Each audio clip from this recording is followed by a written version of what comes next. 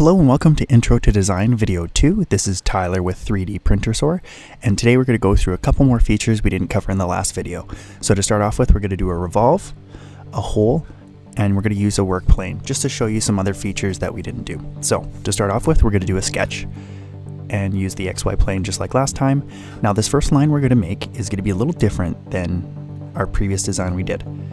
So you're going to click it, and you're going to change it to a center line. So that may differ on your software. On this one I can just choose here. You might be able to right click it and change the feature, or you might have a information pane in your feature tree to modify the line. So you'll have to look for it on your software. And then next we're going to do the coincident constraint, and we're going to find the center point of this line, and you're going to find the center point of the model to now make this centered. So now we can start doing our design. I'm just going to make something very, very simple just to show you how the revolve feature works. And I'm going to make a couple mistakes just to help with showing you some ways to fix things with constraints. So to start off with, I'm going to use the vertical constraint, and we're going to change this line here to be vertical. So now it's vertical. I'm happy with that. Next, I'm going to use a horizontal constraint, and I'm going to change this line to be flat. The last constraint I'm going to use is a perpendicular constraint. Now this constraint will allow you to make two lines 90 degrees perpendicular to each other. So this is really good, especially if you have a line that's not horizontal or vertical, but you want the relations to be perpendicular. So just another little constraint to help you out. Next, we're going to start dimensioning this. So we're going to make the overall dimension, we'll say 2 inches.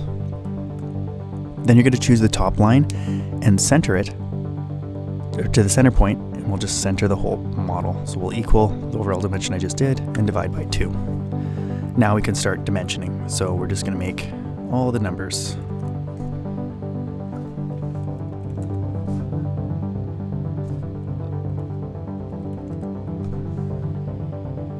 Add an angle. And now we're almost done, so we have to put in some diameters. So this is why having this line, a center line, is going to help. As soon as I click this, you can see that it is now a diameter. So I can now make that 1.25 inches, and this relation here is all pretty much constrained. It's all blue. We just have one more diameter to do, which is that one, and we'll make that. Let's make that 3.5. There we go, 3.5. So now we have model fully constrained. So you can click Finish Sketch. And now we're going to choose Revolve. I'm just showing you what the feature looks like.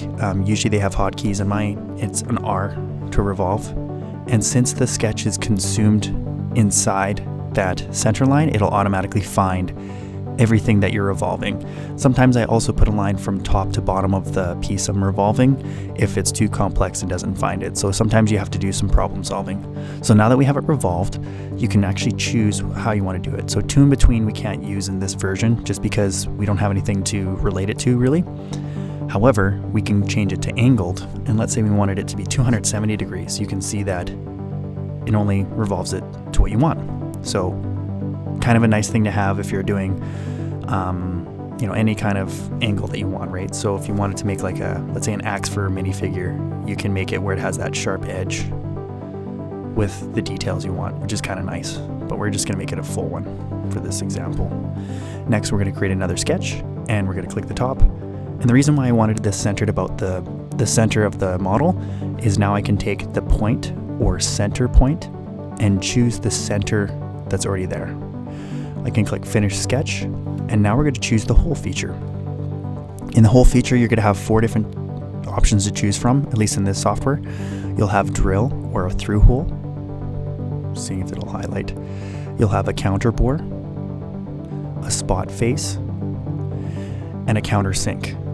So the difference between a counter bore and a spot face is purely for machining reasons. They would do a spot face on, let's say, a cast part to have a flat surface for a bolt to grab onto. So you're not really going to use that much. You'll use a counter bore though, because it's the same idea. And what a counter bore is to, like, let's say, use for a bolt, socket head cap screw to fit so it's flush with the surface instead of it sticking out, so it looks a little bit nicer. And then a countersink is the same idea, except you have an angled bolt and that kind of stuff. So totally up to you on how you want to use that. You don't have to worry about these. These are cosmetic threads. It's not going to really help you much for 3D printing, but it's good for when you're doing drawings. You can also change it to have a distance, and as you can see, when you do that, you can see there's a bit of an angle point, and that's because it's assuming you're drilling the part, but you can also change it to flat, so it would be purely preferential how you'd want that to print in that case. But we're going to go through all, and we're going to choose this to be, let's say 1 1/4. Well, that's too much. Let's say 1. Yeah, perfect, 1. So we have a 1-inch hole all the way through, and if we ever need to change it, we can just right click and edit feature, and you can change it to whatever you want, which is a nice benefit of having a hole instead of making a circle. Again, depends on what you're trying to do. So yeah, there's your hole feature. And then the last one we're going to show you is the work plane. So you're going to click the work plane. I'm going to open up the feature tree where the planes are. I'm going to choose the XZ plane, and then I can click and drag this new work plane I want to make. And let's say I want to make it 1 3/8 away from the center. So now I have this nice work plane that I just made that's not a default. However, if I'm unhappy with this, I can right click it and you can actually redefine feature. So let's say I wanted it to be on the XY plane instead, and I can change it, let's say to 1 1/4. And now it's sitting there in that dimension, but let's say I wanted to keep it at 1 3/8.